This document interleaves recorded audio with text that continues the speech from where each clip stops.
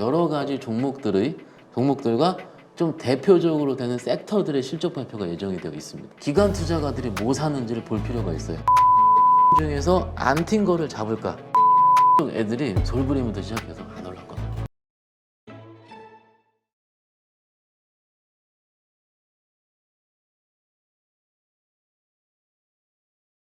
자, 4월 네. 달까지는 좀 시장이 좋을 것이고 여기에서 우리가 수익을 좀 극대화하자. 왜? 세린메이 5월이 되면 힘들어질 수 있다. 이런 얘기를 우리 계속 해왔었단 말이에요. 네네. 근데 이게 거꾸로 됐어. 이제까지 4월이 정말 힘들었고 네네. 그러다 보니까 다음 주부터 5월까지 오히려 어쩌면 더 좋을 거 아니야? 라고 생각하시는 역발상하시는 분들이 좀 늘고 있더라고요. 만약에 이번에 반전이 된다면 이게 어떤 논리로 형성이 되냐면 최근 시장은 항상 모든 것이 선반영되는 시장이기 때문에 어떻게 보면 세린메이로 될 수 있는 5월 시장까지 미리 땡겨서 우리 국내 시장이 좀 더 빠졌다라고 생각을 하시면 어떨까요? 그러면은 미리 빠졌기 때문에 어떻게 보면 최근 거의 2,500 후반대까지 조정을 받았는데 그 위에서 150포인트가 거의 200포인트 사이 조정입니다. 근데 그런 조정이 1년에 한 3, 4번밖에 안 오거든요. 그러면은 그 1년에 3번, 3, 4번밖에 올 수 없는 조정을 이미 우리는 예측하지 못하게 두들겨 맞은 거죠. 그러면은 그 다음부터는 조금 더 쉽게 우리가 매매할 수 있지 않을까라는 개인적인 추측과 희망을 좀 말씀을 드리는 거고, 제가 어제 영상에서 좀 말씀드린 것처럼 그것들이 발현이 되려면은 기관 투자가나 외국인들이 들어와야 되는데 대형주 단도 좋습니다. 그렇지만은 약간 코스닥 단에서 들어오게 된다면은 해볼만 하다라는 거예요. 그런데 이 여러 가지 논리들이 발현이 되려면은 우리 개인 투자자분들이 조금 더 힘을 내야 되거든요. 내야 되는 게 뭐냐면은 제가 어제 확인을 해보니까 여태까지 좀 현금을 많이 쟁여두시고 안 사신 분들이 많이 있더라고요. 네. 그런데 미국에서 확인되고 환율 꺾이면 사겠다라는 분들이 소위 꼭 많이 매수를 하시는, 약간 좀 슈퍼김이라고 그러죠. 그런 분들이 지금 좀 남아 있더라고요. 제가 보니까. 그래서 그런 분들까지 시세에 동참을 한다면은 제가 보기에는 다음 주부터는 어떻게 보면 중소형주 단의 개별주장이 좀 강력하게 펼쳐질 가능성이 크다라는 부분을 좀 말씀드리는 거고, 그런 의미로 봤을 때 다음 주에 어떤 섹터의 종목들이 실적 발표를 하고요, 어떤 영향을 받을까가 중요하다고 생각을 합니다. 그래서 잠깐 소팅을 해봤는데 22일 날 월요일 날 별로 없습니다. 그냥 JB금융주 하는데 23일 날 밤에 뭐가 있냐면 알파벳, 테슬라, GE까지 다 제너럴 일렉 다 합니다. 그러니까 우리가 최근에 했었던 빅테크라든지 혹은 2차전지라든지 이게 굵직굵직하게 다 나오는 거예요. 그런데 테슬라를 한 말씀 좀 드리고 싶은데 테슬라가 더 나올 악재가 있을까요, 대표님? 모르죠. 정말로 그러니까 이게 판매량 많이 나왔어. 정말로 너덜너덜하게 나왔어요. 그러면 만 시장이 약간의 뉘앙스가 바뀌어서 테슬라가 밑골을 달려서 올라오기만 하는 것만 보이기만 한다면 조금 달라질 수가 있거든요. 막상 종목이 신고가 가서 이렇게 가는 게 더 많이 갈까요? 정말로 땅굴 팔고 밑에 내려갔다 올라올 때 우리가 정말로 너덜너덜 힘들어서 이게 더 많이 올라와요. 막상 보면은.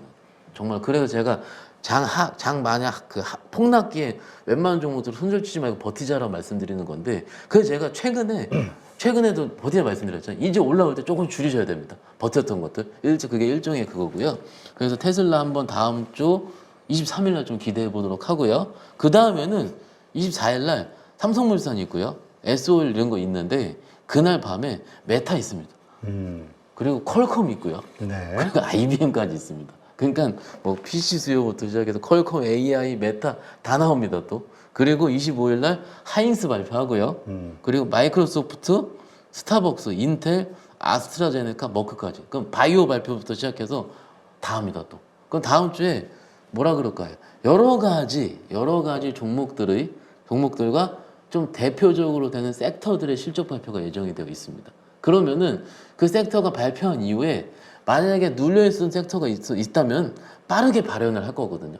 그럼 빠르게 발현할 때 내가 지금 뭐가 빠져있는 스터디가 돼 있어야지 발현될 때 잡는 거거든요. 그런데 스터디가 안 돼 있고 애게 그러고 말 거야. 그래 버리면은 아무것도 못 잡아요. 네. 그래서 그것들을 보는 게 일단은 다음 주에 핵심이지 않을까 싶어서 말씀을 좀 드리고 있습니다. 네. 일단 TSMC의 실적 발표가 네. 우리 또 증시에 어떤 도움을 줬던 것처럼 이렇게 좀 변수로 우리 증시에 나쁘든 좋든 영향을 끼칠 만한 글로벌 변수들, 네. 요소들 이런 거 있다면 어떤 게 있을까요? 일단 다음 주에는 또 PC도 있습니다. 그렇기 때문에 PC는 CPI 다음에 이런 거라서 뭐 항상 그렇게 큰 의미가 없다라고 좀 우리 여태 말씀을 드리긴 했는데 이번 PC는 좀 다를 것 같아요. 왜냐하면 대표님 이번 CPI가 파월이 말을 바꿔놨잖아요. 1, 2월 달까지는 기본적으로 계절적으로 예를 들어 보험료 인상이라든지 서비스 가격 인상 때문에 어쩔 수 없다 치는데 3월 CPI까지 그렇게 올라 버리니까 그 파월이 말을 바꾼 거거든요. 그러면은 이번 PC에서 조금 빠지는 건 보여준다면은 지금까지 우리가 힘들어 했었던 거를 바꿀 만한 변수가 있다라고 볼 수가 있는 거고요. 조금 전에 말씀드린 것처럼 테슬라 있지 않습니까? 저 테슬라가 제일 중요하다 보거든요. 테슬라가 뭘 바꿀 수 있는지 이것도 가장 중요하다 봅니다. 그래서 다음 주가 더 중요한 건 외국인 선물 매매예요. 매매이긴 한데 그것보다는 빅테크들의 실적 발표와 PC 사이에 어떤 식의 인과관계가 있으면서 움직이는지. 근데 만약에 약간의 가이던스가 좀 좋지 않게 나왔는데 오를 경우가 있거든요. 그게 어떤 경우냐면 미리 빠졌을 때요. 미리 빠졌을 때 그런 경우가 나타난다면 어떻게 생각할까요? 그러면은 그거 잡아야 됩니다. 왜 잡아야 되냐면은 이미 선반영을 했다라는 거예요. 네. 그렇기 때문에 뭐 제가 다음 주에 나오니까는 중간중간 조금 더 자세하게 말씀을 드리도록 하겠습니다. 네. 자, 그렇다면 앞으로의 증시 흐름 네. 일단 뭐 여러 가지 변수들에 의해서 워낙 예측 불허하긴 합니다만 그래도 어떻게 개인적으로 생각하시는지 좀 이야기해 주시죠. 저의 마음은 추세적인 반등이 있었으면 좋겠죠, 대표님. 그런데 추세적인 반등이 이루어질 거면은 여러 가지 매크로 변수가 확인이 돼야 되는데 그건 조금 전에 말씀드린 것처럼 좀 일주일 후가 될 수도 있고요. 그리고 이스라엘 이란 정전 같은 경우도 그 저희가 어떻게 할 수 없는 부분이고요. 그런데 조금 단서 조항이 환율에 있다고 제가 이번 주 내내 말씀을 좀 드리고 있는데 사실은 저희가 계절적으로 봤을 때 대표님 그 외국인들이 국내 주식들의 배당을 받아가지고 배당을 달러로 환전을 하지 않습니까? 근데 이번 주가 그게 피크거든요. 네. 그러니까는 저는 이 피크가 지났다고 봅니다. 오버슈팅이 나온 다음에 환전 수요가 이번 주가 삼성전자까지 거의 그 배당이 거의 다 끝나거든요. 웬만한 그 큰 회사들의. 그럼 다음 주는 그런 환전 수요가 좀 줄어들 수 있지 않을까. 일단 첫 번째 말씀드리는 거고. 근데 이 추세적인 반등이 나왔으면 좋긴 하겠지만 이게 너무 급하게 오르면 좀 줄여야 돼요, 대표님. 그러면 지수 단으로 봤을 때는 쭉 당기다가 단기적으로 2700 초반대까지 가면은 또 덮입니다. 네. 그러면 거기서 또 팔라는 분들이 있을 거예요. 그런데 덮일 때 지수가 덮이면은요, 종목은 한두 개가 미리 바뀌면서 덮일 거예요. 편하게 최근에 올라올 때 삼성전 하이닉스 강하게 올라오는 것보다 어떻게 올라왔습니까? 엔솔이 먼저 쳤었고요. 그러면 다시 올라오면은 삼성전 하이닉스가 올라요.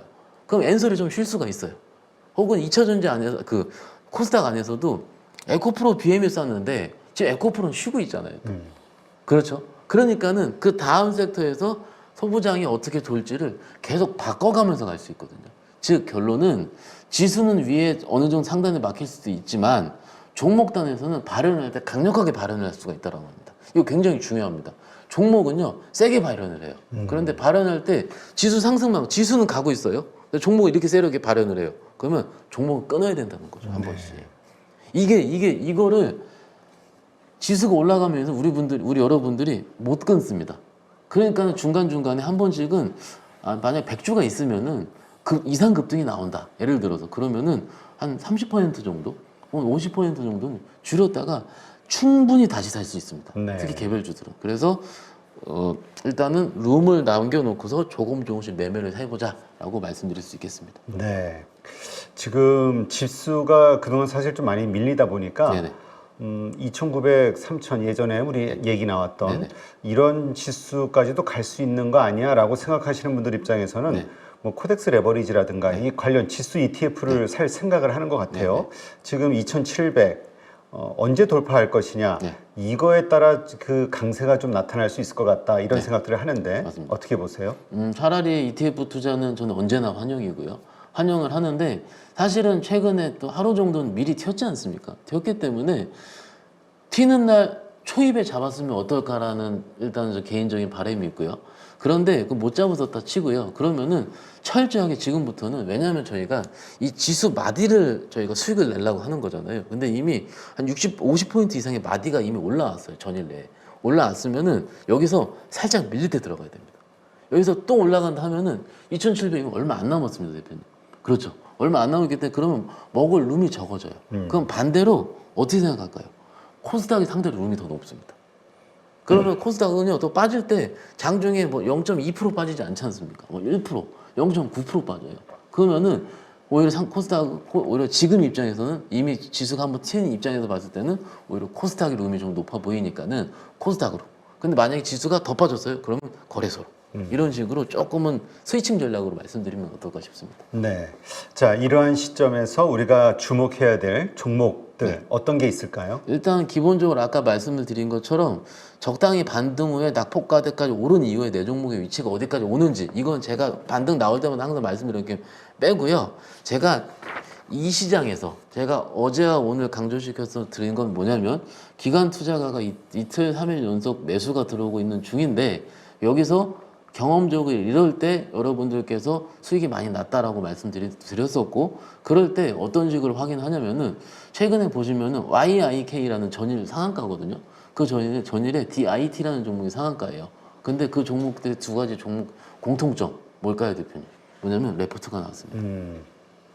어떻게 보면은 기본적으로 레포트가 나오는데, 여러분들 DIT라든지 코미코라는 종목을 보시면은 레포트가 어떻게 쓰여 있냐면요, 24년, 25년 영업이익에 대해서 숫자가 쓰여 있습니다. 예상치에 대해서. 사실은 우리가 알고 있는 소부장, 이런 테크 섹터에 있는 종목들을, 대형주 말고 작은 종목들의 3천억, 5천억, 뭐 1조 단위 종목들의 내년, 내후년에 가이던스를 내기가 좀 어렵거든요. 왜냐하면 그게 업황 부침이 심해서 그렇습니다. 그런데 섹터, 그 종목의 최근 보고서가 숫자가 나와버리니까는 25년 놓은 걸 땡겨가지고 역산해가지고 그냥 세게 쏘는 거예요. 그러면은 레포트를 보실 때 지금부터는 숫자가 어떻게 나와 있는지가 첫 번째 레포트의 핵심이 될 거고요. 두 번째 같은 경우는 상대적으로 기관들이 저기 좀 손이 빠르지 않습니까? 프로그램으로 들어오니까. 그러면은 종목을 찾으실 때 10시쯤에 한 번은 기관 투자가들이 뭐 사는지를 볼 필요가 있어요. 이건 여러분 제가 한 2번 정도 말씀드린 거긴 한데, 한 번 더 리마인드 삼아 말씀 좀 드릴게요. 지금 시장에서 보셔야 되니까는요. 10시, 9시 50분 10시 사이에 각 증권사별로요, 기관 투자가들이 매수한 종목들을 그날 거를 가정산으로 볼 수가 있습니다.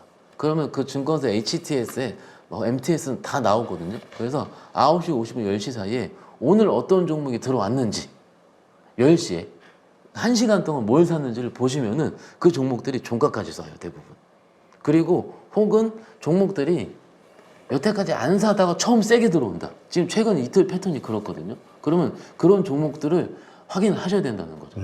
그러면 근데 그게 오후까지 됩니다. 그럼 그거를 잘 잡으면은 오후 그 다음 날까 넘으면 그게 큰 수익이 날 수 있으니까는, 저도 앞으로 그런 식으로 종목을 찾을 예정이거든요. 그러니까 같이 찾으면서 저거 확인했다 하고 장중에는 이제 우리 대표님들한테 물어보면 되지 않습니까? 그런 식으로 좀 같이 좀 유기적으로 찾는 것도 일단 방법으로 먼저 말씀을 드리겠습니다.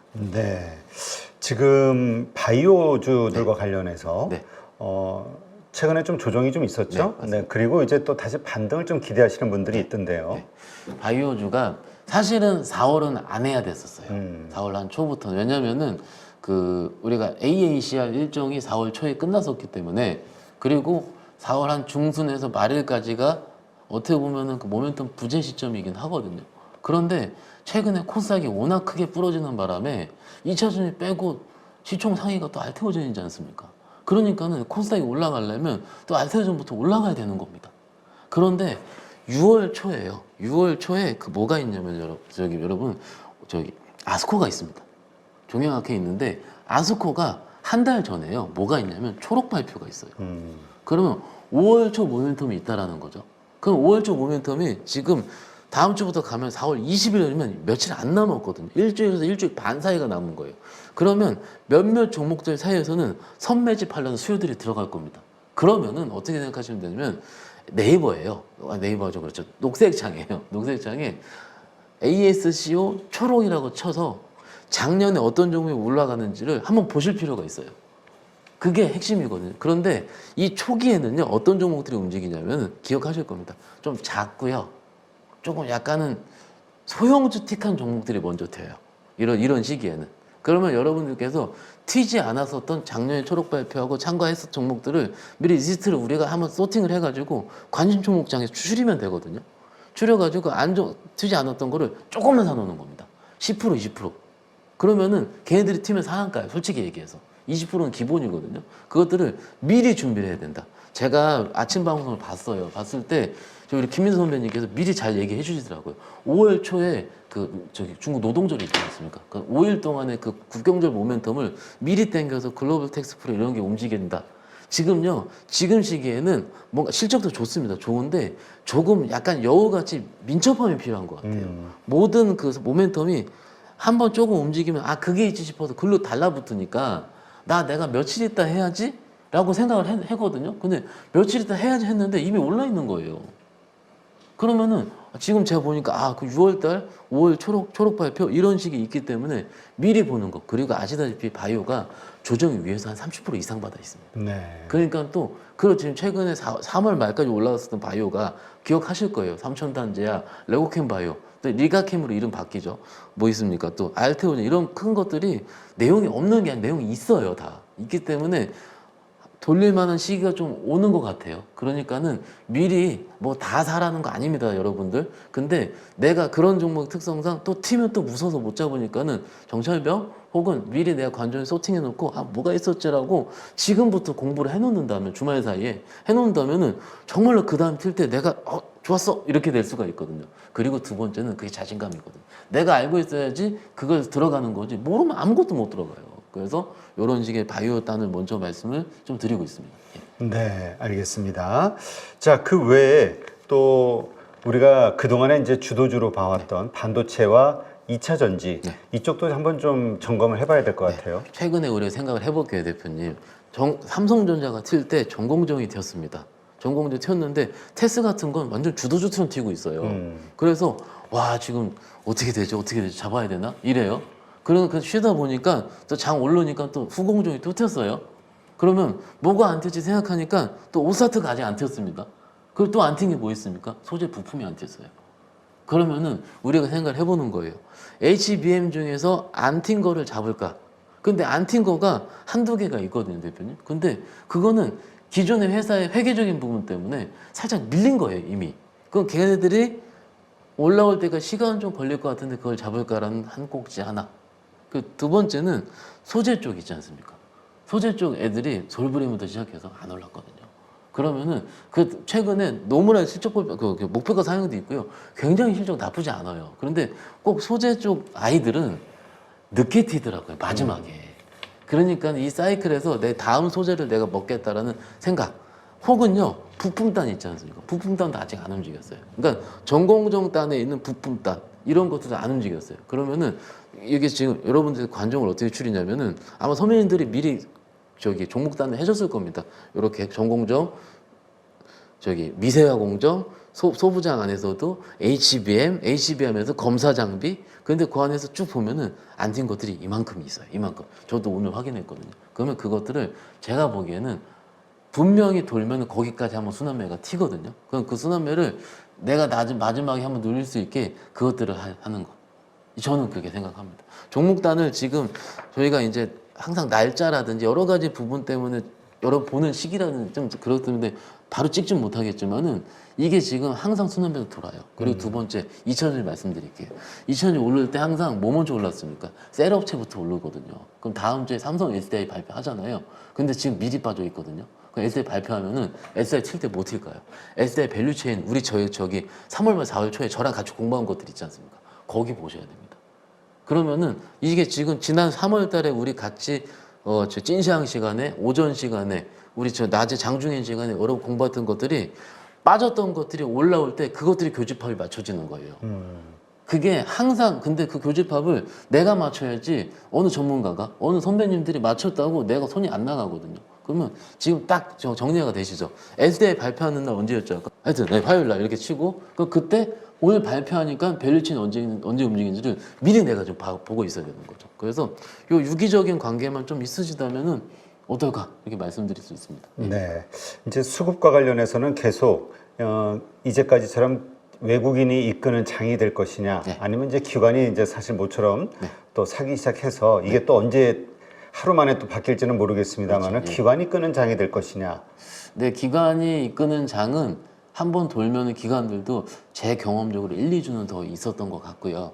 그리고 외국인들이 세게 돌아오려면은 누수히 말씀드렸던 것처럼 조금은 매크로가 돌아야 되는데 그건 시간이 좀 걸릴 수가 있는데 어떻게 볼까요? 지금 저희가 이 시장의 끝, 그러니까 반도체의 끝을 굉장히 많은 분들이 예단을 하시지만 아직은 안 끝난 거거든요. 근데 그것들을 좀 우리는 항상 뭐라 그럴까요? 좀 즐길 필요가 있어요. 끝을 예단하고요. 미리 하면은 꺾일 때까지 아무것도 못 하게 됩니다. 그런데 단서조항은요. 5월 20 며칠 정도 될 겁니다. 엔비디아 실적 발표요. 그 시기를 보시는 분들이 굉장히 많아요. 일단 지금 시장 참여자들이. 그러면 그 전까지는 나쁘지 않아 보이거든요. 그리고 최근에 엔비디아 꺾인 게 뭐냐면은 AI 업황이 꺾여서 엔비디아가 밀린 게 아니지 않습니까? 미중 무역 분쟁 때문에 또 중국한테 또 뭐 팔지 말아라 그럴까봐 엔비디아가 꺾인 게 좀 더 크거든요. 근데 꺾였던 것들은 또 회복을 했었습니다. 그러니까 엔비디아 다시 오르면 외국인들이 들어올 거고. 근데 외국인들이 들어올 때는 삼성전자도 들어오겠죠. 그런데 다음 주에 보시면 하이닉스 실적 발표가 있습니다. 네. 그러면 언제까지 삼성전자가 들어올지 그 하이닉스가 발표하고 나서 서프라임 나올 때 외국인들 동향을 같이 살펴보신다면은 제가 보기에는 요 순환매, 기관의 순환매와 외국인들 순환매가 겹쳐지는 순간들이 있을 것 같아요. 그럼 그때 교집합을 찾으시면 그래도 다음 주에는 좀 성공수자가 되지 않을까 싶어서 감히 말씀을 좀 드리고 있습니다. 네, 알겠습니다. 가족분들 잘 참고하시기 바랍니다. 수고하신 박현상 차장님, 고맙습니다. 네, 감사합니다.